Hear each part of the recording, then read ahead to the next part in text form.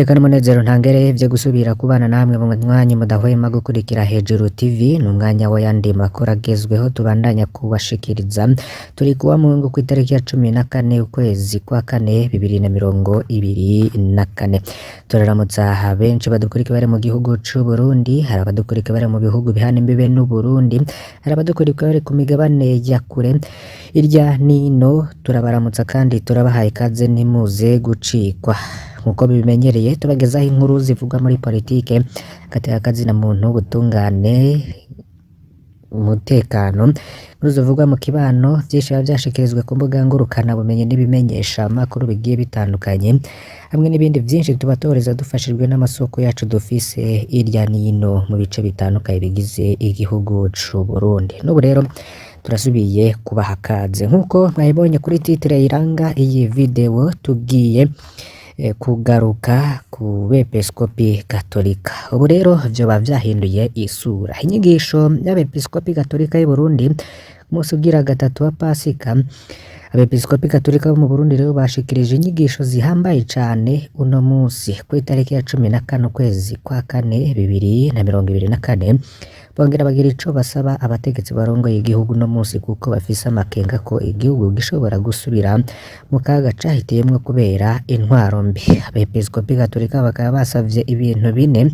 Icambere tuza no kugaruka ku buryo burambuye nkuko vyose twari bateguriye. Icambere no gutsimbataza umwizero mu ntwaro iha ijambo igatunganiriza bose. Icakabiri abepiskopi basavye abategetsi no gukomeza inagurwa ry'urwego rw'ubutungane. Abepiskopi kandi bakaba basavye ko hatsimbatara umutekano ukingira ubuzima bwa kiremwa muntu, ndetse bakaba banasavye ko icaka no kubandanya kwitaho ikibazo c'ubukene mu bene gihugu. Izo ni inyigisho rero zatanzwe muri Eklezia Katolika irya nino mu gihugu c'u Burundi, nizo tugiye kugaruka ko mwumvirize uko abapadiri n'abepiskopi bariko babibona, dore ko igihugu coba kigeze ahatemba no mu majambo yagiye arashikirizwa n'umukuru w'igihugu, nubwo yagiye harivuguruza bikaba vyarumvikanyemwo. Ni inkuru rero udakwiye gucikwa. Turabahaye kaze aho muherereye hose, vyonda kuri subscribe canke sabone.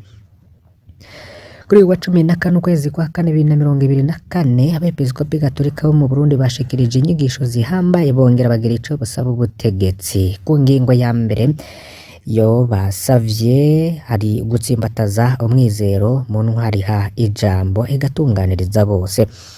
Abepiskopi Gatolika bashikirije ko intwari hari uno musi ishingiye ku ntwaro y'umugambwe umwe mu gukumira abandi. Ivyo bikaba bishobora gukwega karambaraye mu Burundi nkuko vyashitse muri kahise, bitumwe n'intwaro z'ico gihe zarangwa n'agatima ko gukumirana no kwikwegera ko ubutegetsi bwose. Kuri ico abepiskopi Gatolika bagira bati hakenewe ko hatsimbatazwa intwaro ha ikibanza imigambwe yose harimwo n'iyidahuje ivyumviro n'uburi ku butegetsi, gutya abarundi bagashobora gushikiriza iryo bafise ku mutima no mu bimenyesha amakuru vyo mu gihugu.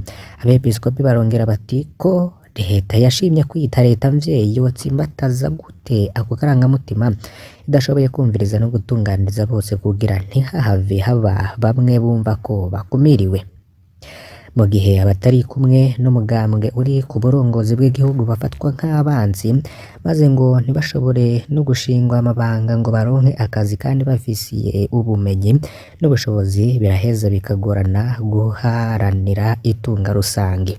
Iyo ni ku ngingo ya mbere. Murumviriza ko banenze ko intwaro irimwo umugambwe umwe. Ica kabiri abepiskopi basavye no gukomeza inagurwa ry'urwego rw'ubutungane. Abepiskopi Gatolika bavuga ko babishikirije mu gihe hirya no hino hibonekeza imyidogo y'abantu badasiba kurenganwa, kandi n'umukuru w'igihugu Evariste Ndayishimiye akaba adasiba kugaruka kuri ico kibazo c'ubutungane. Byose bikaba biva ku itangwa ry'akazi, aho baronka akazi bagahabwa hisunzwe umugambwe bavamo hakuraba ubumenyi bw'umuntu. Abepiskopi bavuga ko ivyo bituma abantu batakaza icizere ku butungane gushika naho batangura kwihanira. bakaba rero banenze ubutungane mu Burundi. Ku ngingo ya gatatu abepiskopi Katolika bakaba basavye ko hatsimbatazwa umutekano ukingira ubuzima bwa kiremwa muntu. Kuri ico abepiskopi Katolika batanguye kwibutsa ko umutekano ari itunga rihambaye ku muntu wese. Mu gihe naho habandanya hibonekeza ubwicanyi, abepiskopi naho babandanya Abepiskopi Katolika bavuga ko biteye agahinda kubona hirya no hino hibonekeza abantu bicwa bunyamaswa, abandi bakagenda kazimayongo kubera ivyumviro vyabo vya politike canke izindi nyungu izo arizo zose. Abepiskopi bakaba bagira bati niyo umuntu yoba afashwe n'inzego zibijejwe bitegerezwa gukorwa hisunzwe amategeko, umuntu agafungirwa ahantu hazwi kandi hashobora gushikwa nabo mu muryango wiwe. Kuri ico kandi abepiskopi Katolika baratera ivyatsi bakanakebura uwo wese asesa amaraso y'abanyagihugu bitekaniye mu kugomba kugira ivyo asaba canke mu guharanira ivyicaro vya politike. Ica kane rero kuri izo ngingo n'ubundi abepiskopi basavye ubutegetsi buriho hari ukubandanya kwitaho ikibazo c'ubukene mu benegihugu. Kuri ico abepiskopi Katolika bavuga ko barajwe inshinga no kubona ubutunzi bw'igihugu butifashe neza kuko hibonekeza iduga ry'ibiciro, ifaranga ry'u Burundi rikaguma rita agaciro, ibura ry'ibitoro n'ibindi vyose vyankenerwa mu buzima bwa misi yose, n'ikibazo c'ubushomeri kiguma ciyongera buri musi. Abepiskopi Katolika bakaba basaba ko ikibazo c'ubukene kiguma cirwa inzira zo kuva mu bukene zikirwa mu biganiro, akongera hakaba isuzumwa ingene ibintu biriko biratera imbere.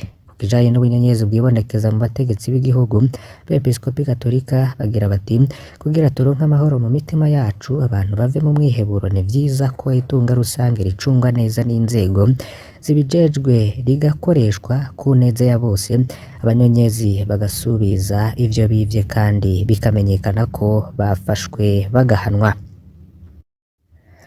Ivyo rero akaba hari muri bimwe vyasabwe ku ngingo enye vyanumvikanye no mu nyigisho z'abepiskopi Katolika y'i Burundi ku munsi ugira gatatu wa Pasika. Murumviriza rero ko izo nyigisho zihambaye cane kuri uno munsi kandi harimwo ibibazo bagiye bavuga bihanze abenegihugu. Bakaba rero basaba abategetsi barongoye igihugu uno munsi kuko bafise amakenga ko igihugu gishobora gusubira mu kaga cahitiyemwo kubera intwaro mbi, ngo intwaro bofata bakaba bahindura uko bariko barakora. Vyashimwe rero n'abantu benshi bagiye batandukanye bishimiye cane abepiskopi Katolika mu gihugu c'u Burundi, bakaba rero abenegihugu bariko barashima ku mbuga zigiye zitandukanye ndetse no bimenyesha amakuru bitanguye kwibonekeza muri uyu mwanya. Gira ico uterera muri komante yaho nawe ugire ico ushikiriza kuri iyo vyashikirizwe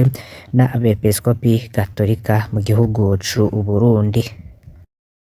Bimwe rero mu vyagiye birashikirizwa n'abenegihugu kuri iyo nkuru, hari commentaires zigiye zitandukanye zagiye ziraza. Hari nk'uyu yagize ati bari bwaratevye kuvuga kweri, ndazi ko barinze kuvuga babonye ko habavye igihugu baracishe ntibabimenya, turabazi ko ngo muratanga ikigongwe, sinzi kweri gusa igihugu kiriko kija habi cane, turapfuye nk'abana b'inyoni. Niko mwe rero yashikirije. Undi yagize ati abo boba bajejwe iki muri leta, mbega ko Micombero Buyoya birirwa barica abantu ko batasohora ivyo vyegeranyo, se ngo babonye bikwiye uyu munsi? Mu kumwishura rero abantu benshi bakaba bavuze bati mwebwe hari abasanze sheke gusa aho muraruhira ubusa kuko inzira zose mucamwo ngo mwimbire mu mizi senze DFDD ngo ntizipasa. Ntikumwe rero yoba yashikirije. Hari undi yagize ati ngo tibahe umwanya ivyumviro bitandukanye biracagoye mu gihe bacitiranye umugambwe. Jewe nama mbona abantu z'intwererano z'umugambwe zisanzwe zimbonera kure day, intererano y'abakenyerarugamba day.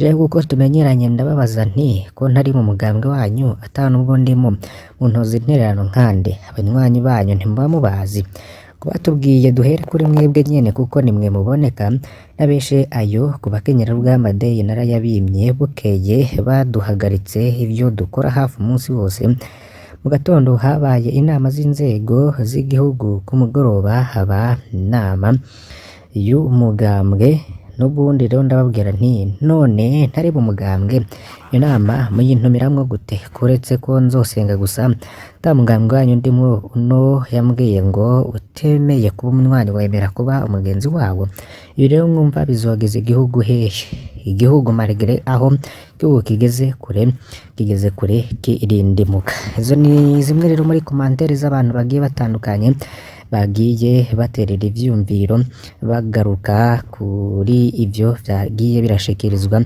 n'abepiskopi bo mw'idini katolika mu gihugu c'u Burundi. Byishimiye n'abantu benshi rero nawe twabuzavye kugira ngo ugire ico uterera muri commentaire.